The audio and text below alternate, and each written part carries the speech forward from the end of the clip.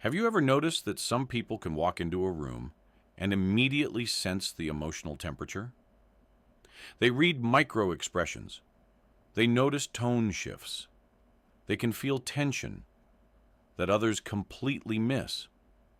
It's like they have an extra sense, a radar constantly scanning for danger that isn't there. There's something strange about surviving childhood trauma. On the surface, you might look fine, functional, maybe even successful.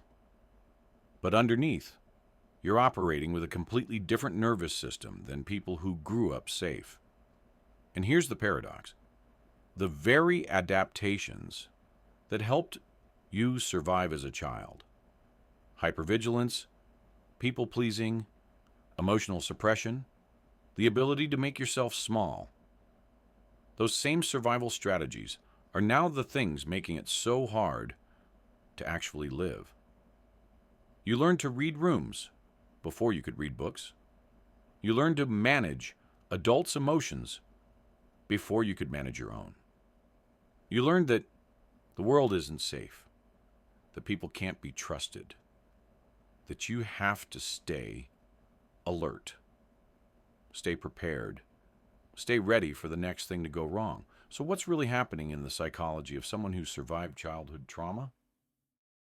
And why does safety sometimes feel more dangerous than chaos? Let's start with something most people don't understand. Childhood trauma doesn't just live in your memories. It lives in your body. You might not consciously remember everything that happened. Your mind might have tucked certain memories away, softened the edges, created gaps in the timeline. But your body remembers everything. Dr. Bessel van der Kolk's groundbreaking research shows that trauma gets stored in the nervous system, not just the conscious mind. When you experience trauma as a child, whether it's abuse, neglect, witnessing violence, or living with chronic unpredictability, your developing brain adapts. It has to. Your amygdala, the brain's alarm system, becomes hyperactive. It starts seeing threats everywhere because, in your childhood, threats were everywhere.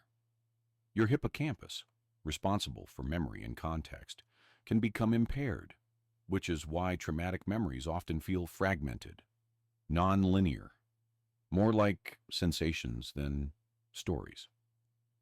And here's what's fascinating. Your nervous system gets stuck in what's called a trauma response state. Even years later, even when you're objectively safe, your body still operates as if danger is imminent. This is why you might startle easily, why you can't relax, why you're always waiting for the other shoe to drop. Your body is doing exactly what it was trained to do, keep you safe. But it doesn't know the danger has passed. But here's the thing about childhood trauma. You survived it. And survival required incredible psychological adaptations. Think about what a child does when their environment is unsafe or unpredictable. They can't leave. They can't fight back. They're completely dependent on the very people who might be hurting them or failing to protect them. So, the child develops strategies, and these strategies are brilliant, creative, necessary survival mechanisms. Maybe you learned to become invisible, to take up less space, make less noise, have fewer needs.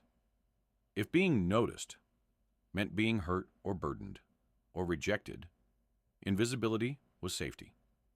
Maybe you learned to become hypervigilant, to read every facial expression, every tone shift, every subtle change in the environment. If you could predict the danger, maybe you could avoid it. Maybe you learned to become the caretaker, to manage other people's emotions, to keep the peace, to be responsible for things no child should be responsible for. If you could keep everyone else okay, maybe you'd be okay too. Or maybe you learned to dissociate, to mentally leave your body when things got too painful, too overwhelming, too much. If you couldn't escape physically, you learned to escape internally. Here's the truth. These weren't weaknesses. These were intelligent, adaptive responses to an impossible situation. You did what you had to do to survive.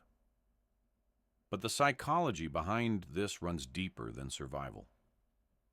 Dr. Judith Herman's research on complex trauma shows that when these adaptations become your default way of being, when hypervigilance becomes your baseline, when invisibility becomes your identity, when caretaking becomes your worth, you end up living your entire life in survival mode.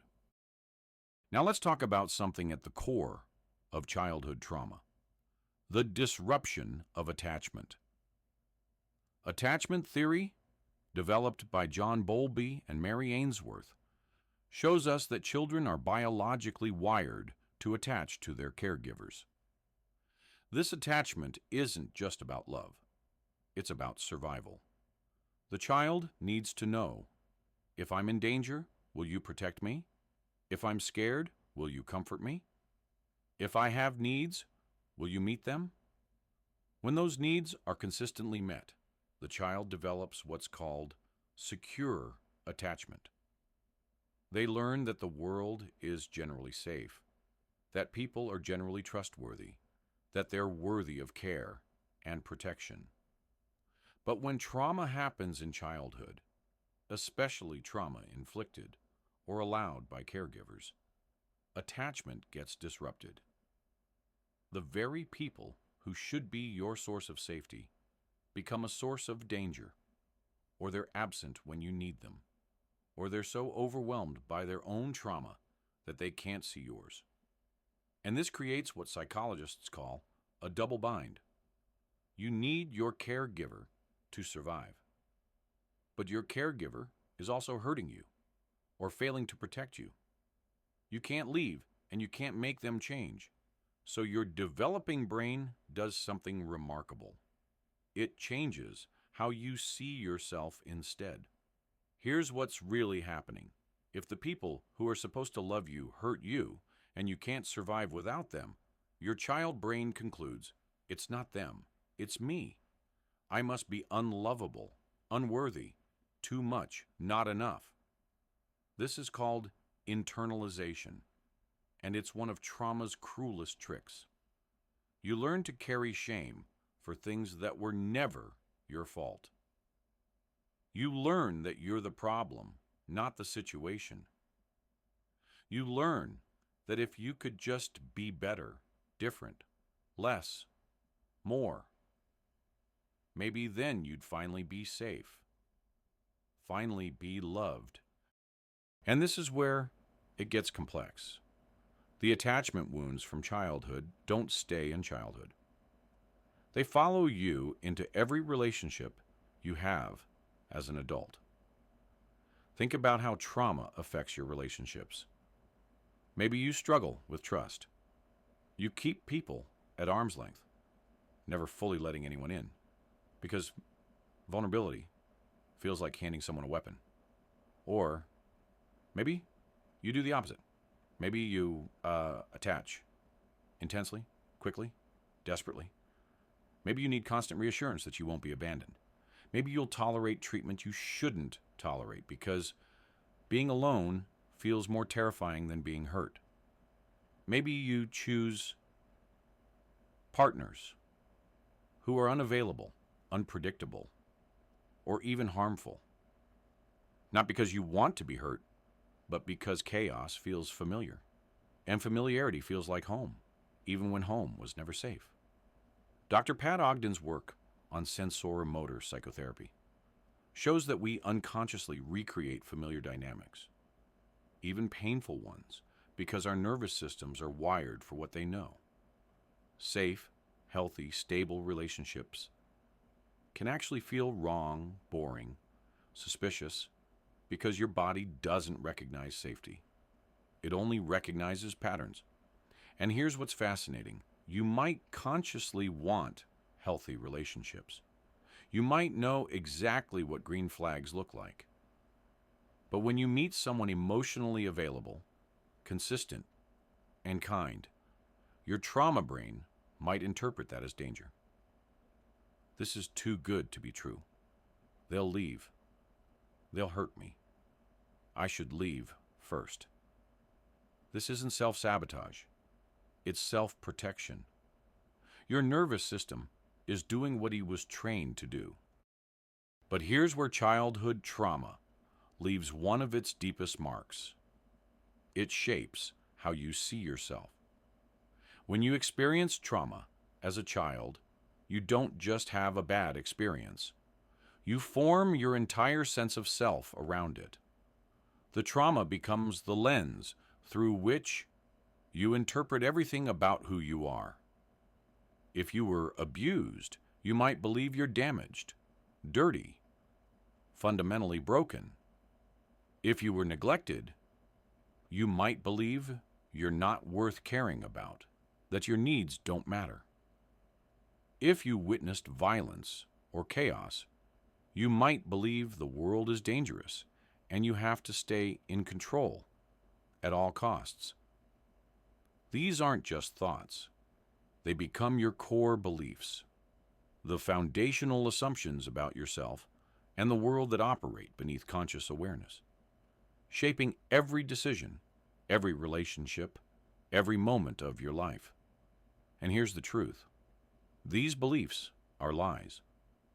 But they're lies your child's self had to believe to make sense of an impossible situation. Children are egocentric by developmental design. They believe they're the center of the universe, that everything happens because of them. So when bad things happen, the child brain doesn't think, my parent has unresolved trauma, or this system failed me. The child brain thinks, I caused this. I deserved this. There's something wrong with me. And that belief, formed in childhood, can last a lifetime if it's never challenged, never examined, never healed. Let's talk about what it costs to carry unprocessed childhood trauma into adulthood. The hypervigilance that protected you as a child now manifests as chronic anxiety. Your nervous system can't rest because it's still scanning for danger. The emotional suppression that helped you survive now makes it nearly impossible to identify what you actually feel. You've spent so long managing everyone else's emotions that you've lost touch with your own. The perfectionism that made you feel worthy or safe now makes you feel like you're never enough. Every mistake feels catastrophic because as a child, mistakes might have had catastrophic consequences. The people-pleasing that kept you safe now means you have no boundaries. You say yes when you mean no. You sacrifice your needs for others' comfort. You're so focused on being what others need that you don't know who you actually are. And underneath all of it is exhaustion. The bone-deep tiredness that comes from spending your entire life on high alert, managing threats, trying to control the uncontrollable, carrying shame that was never yours to carry. So what do you do with all of this? How do you heal from something that shaped your entire development, your entire sense of self? Here's what won't work. Just getting over it. Positive thinking. Telling yourself it wasn't that bad. These strategies don't heal trauma. They bury it deeper. Healing from childhood trauma requires something more fundamental. It requires teaching your nervous system that you're safe now, that the danger has passed, that you don't have to live in survival mode anymore. This is where therapy, particularly trauma-informed therapy like EMDR, somatic experiencing, or internal family systems, can be transformative. These approaches don't just talk about trauma. They help your body process and release it. But healing also happens in relationship because trauma, especially attachment trauma, happens in relationship. It often needs to be healed in relationship. This means learning to trust again, slowly, carefully, with people who prove themselves safe over time. It means learning that your childhood survival strategies, while brilliant and necessary, aren't needed anymore. You can let go of hypervigilance without being unsafe. You can have needs without being a burden. You can take up space without being too much. It means grieving. Grieving the childhood you deserved, but didn't get. Grieving the innocence that was taken. Grieving the years you spent believing lies about who you are. And it means rewriting the narrative, the story you tell yourself about what happened and what it means about you. Remember that question we started with? Why does safety sometimes feel more dangerous than chaos? Because your nervous system was trained in chaos. It learned to function in unpredictability. Safety feels unfamiliar, and unfamiliar feels threatening. But here's what I need you to hear. The fact that you survived childhood trauma says something profound about you. You're not broken. You're not damaged beyond repair. You're not too much or not enough. You're resilient. You're adaptive. You're still here, still trying, still hoping that life can be different than it was. The trauma wasn't your fault. The survival strategies you developed were necessary. And the healing you're seeking? It's possible. You don't have to carry this alone anymore. You don't have to live in survival mode forever. You don't have to believe the lies that trauma taught you. You deserve to feel safe. You deserve to rest. You deserve relationships that don't require you to shrink or manage or perform. You deserve to come home to yourself. And maybe that's the real psychology of surviving childhood trauma. You spent your childhood learning how to survive.